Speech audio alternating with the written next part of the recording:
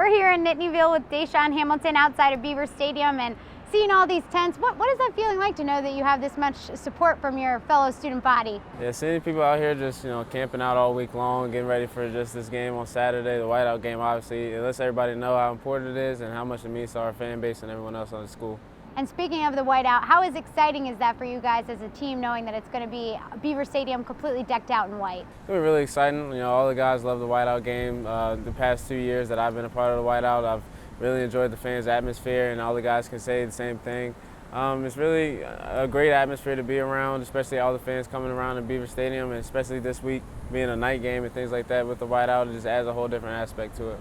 And you mentioned a night game, 8 p.m. You said a different aspect, but what kind of different aspect and mood does that have for you guys? It just sets a different tone for everybody. Primetime game, 8 p.m. against the number 2 team in the nation. You really can't ask for much more. And then especially on top of that, it's the whiteout, and then it's going to be a packed crowd, and everyone's just going to be as loud as possible for us and cheering us on. And then coming off of that bye week, what were some things you were kind of keying in on from an offensive standpoint during the bye week?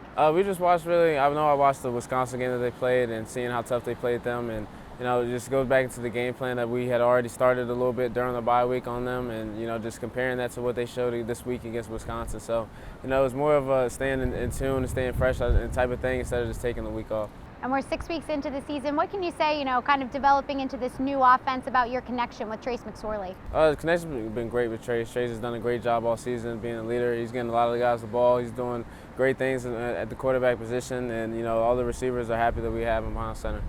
And having some time to take a look a little bit at the Ohio State defense, what are some things offensively you guys are kind of keying in on to get prepared?